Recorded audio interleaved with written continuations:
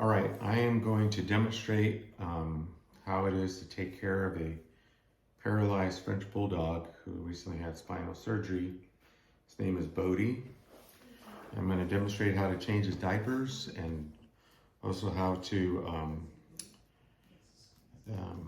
relieve his bladder to help him urinate so his bladder doesn't get too full and stretch out and later possibly incur urinary tract infections and other type of issues. So first, we start by putting on some gloves.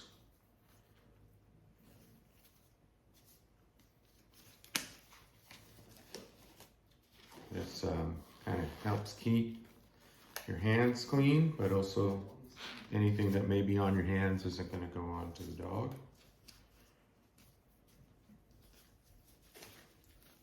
And Bodhi's normally pretty good. He doesn't move around. He knows this is coming. He doesn't mind it at all. It's not painful. It's just part of the process instead of going outside and doing it on his own. Or take care of business here on the table. So a couple of preparation. I make sure I have a diaper on hand. This is a size 4 diaper. Standard diaper used by babies, young kids. And then I have this, what we call a belly wrap or belly band. I use this to kind of hold this pad in. It's like a supplemental absorbent pad. So don't have to always constantly wash, even though this is a washable diaper or belly band. Don't have to constantly wash it, just more just to kind of keep things held in. And so all of the urine will be collected onto this pad. And I'll show you that off the what he's wearing right now. So I do all this preparation work, have the diaper ready, have the belly band ready. I've got some wipes here. Okay, so you'll need to help clean them after. I normally have a towel, I'll use this instead, to kind of pat him dry after the moist towel is applied to him. All right, so we're going to start. I'm using here a set of suspenders to kind of hold the external washable diaper on, which is again really just used to hold everything in. So the suspenders come off, and these clips every once in a while they can wear out, so I've got a lot of extra clips I purchased just recently from Amazon. That's a suspender. Got a few of these diapers, interchangeable. Just look to throw them in the wash when needed. Okay, so there's a Velcro pad on this side, which attaches to this part when it goes on. All right, so we'll take out the diaper, and it's gonna leave us a present here of some smelly stuff. And sometimes he has a problem going number 2. What helps is if someone rings the doorbell, causes him to bark. When he barks, the contraction in the abdomen area will help push the fecal matter out. But luckily, we are fortunate to find some here. I'm not going to show that too much detail there. So I keep this, rather than have to go through so many training pads, I utilize this diaper to collect the urine from expressing it from his bladder. So removing this belly band, see there is a collection here already.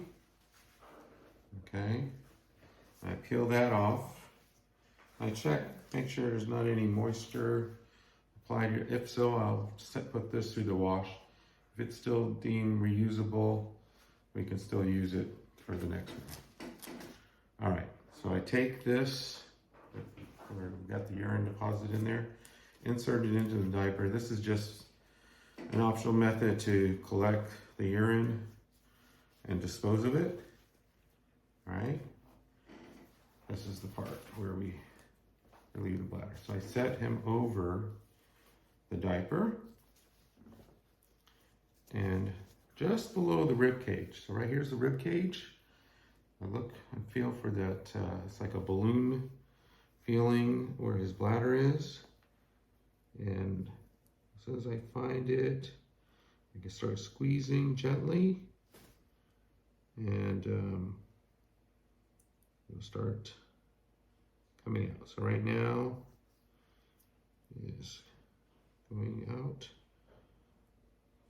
traveling from the bladder to the urethral canal, out through the penis. Whoops, moving a little bit there.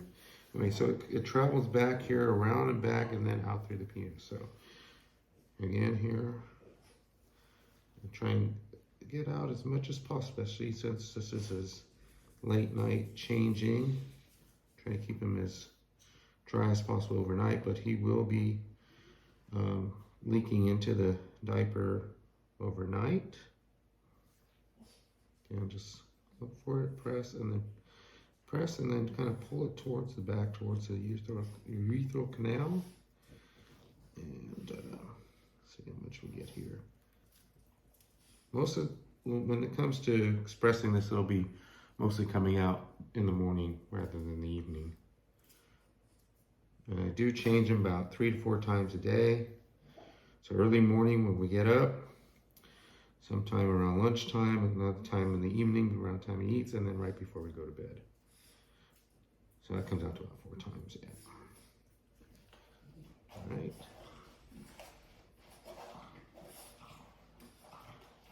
All right, it looks like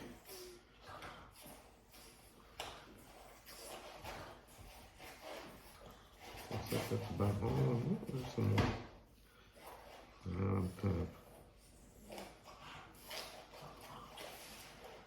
Again, like I said, you'll see more of a steady stream in the morning. Okay, I know. Okay, again, none of this is painful to him at all.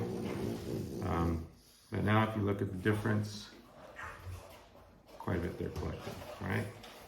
So I check also here around the anal cavity, see if there's any fecal matter lodged in here that needs to come out. You feel it might be a solid piece. Feeling a little bit of constipation here, but it looks pretty relaxed. There's nothing there, nothing warranted to get him barking or something come out. So the remnants that's in the diaper is what he's produced since the last changing. So we're pretty good here. So after he's finished expressing, there's no fecal matter to need to come out. Now we're going to clean him before we put the new wraps on. So these are just flushable wipes you get from Walmart. I need probably a couple of these. What I do is I begin again wipe front to back, just like you would with an infant. So I'm wiping in the front here. And I just go to one side with this wipe, and I'll get another wipe to do the other side. Okay, just gentle. Okay.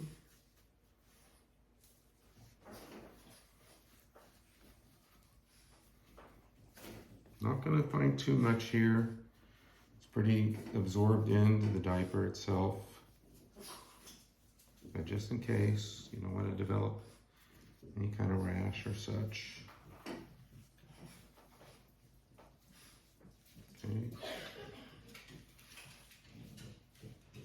And again, if he left some number 2s in his diaper, it'll be sitting up either against the back side of the belly band or up against the back side, so you might see a little bit brownness, yellowness that's coming off of the back side here from cleaning. All right, one is not enough, grab another one. Sometimes I go through 3 or 4 of these at a time. If it's really dirty, I will run his backside under the sink, under the faucet, and rinse them off, or take them outside, use a hose, or a bathtub. It doesn't matter, as long as we make sure he's clean. So now I'm doing this side.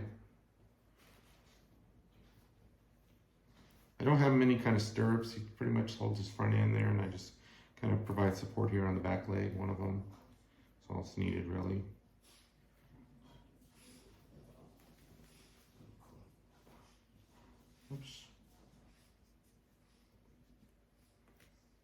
Oops, looks like they dropped juice here on the ground. I'll put this and grab another wipe. Again, front to back, so I'm working my way back. Okay, again, where are you going to find some dirt? I'm cleaning this backside here. Again, normally, if he wasn't paralyzed, his testicles would be very sensitive. Still, even though you can't maybe feel it, it's still like be gentle around this area. Don't want to create any damage. All this wiping is done very gently.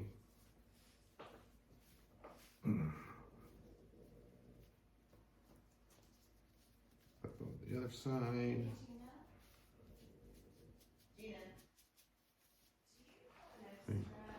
Still some remnants there, so take another wipe to it.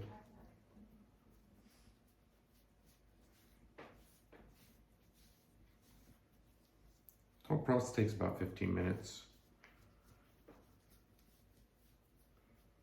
All right.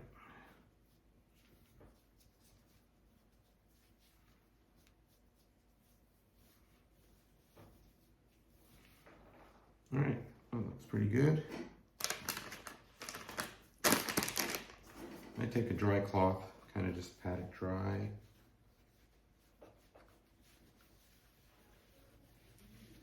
Oh, I should have gone front to back first. Well, anyway, what I'm gonna do is invert it here. Take the other side of it, pat the front here, here. I'm gonna keep it dry so it doesn't cause any kind of yeast infection from the moisture. All right. Again, not so wet. All right. Now that cleaning is done, relief of the bladder is complete. Take the belly gland. There's a Velcro side here. There's a cloth side here. So it goes underneath.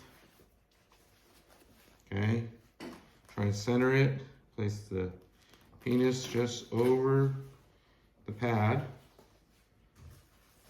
Now that it's centered, just kind of wrap it around and such. Don't want it too tight. You don't want to create too much constriction or constraint. So just enough to hold it on.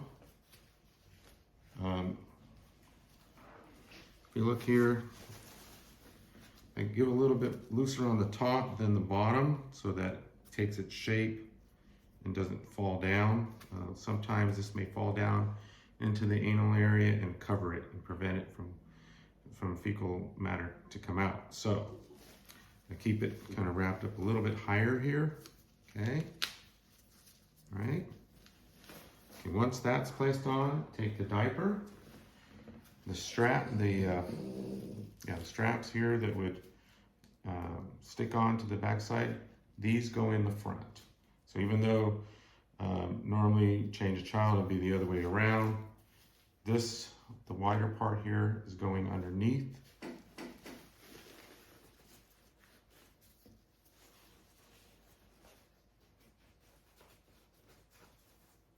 This is coming over. And again, it's just there to prevent, any of the fecal matter to get around the house or such. Keeps things in place.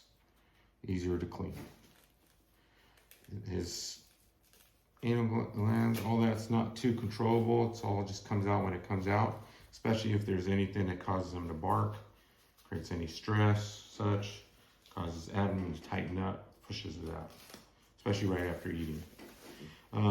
These straps go on about half an inch or inch to where the blue line is. I don't know if you can see that. Anyway, so you don't want to pull this too tight, kind of leave it loose, put the other one, try and balance it, center it, and it kind of looks like that. Okay.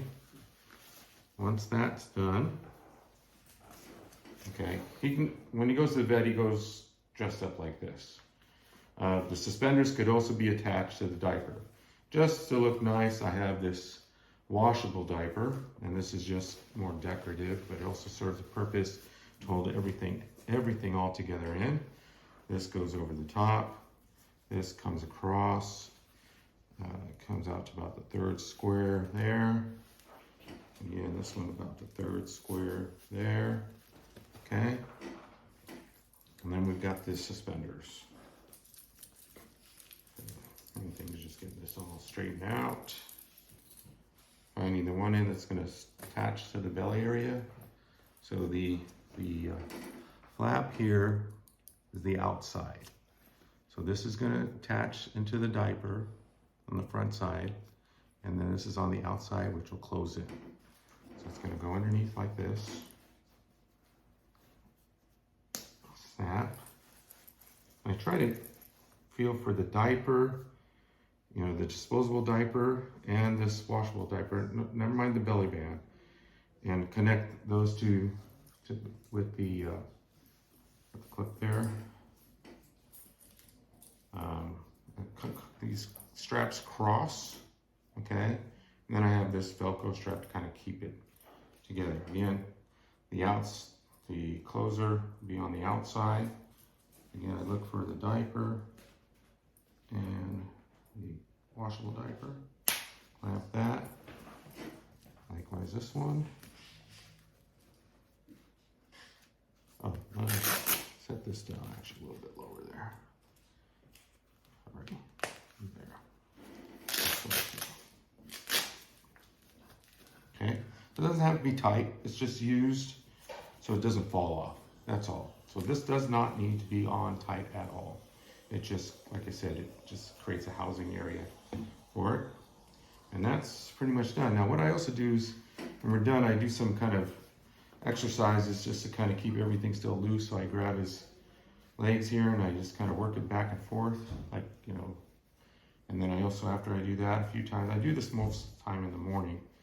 Fresh part, not before going to bed, but, and then I let him stand here and then just help lift up once or twice. You know, I do this about a 10 count.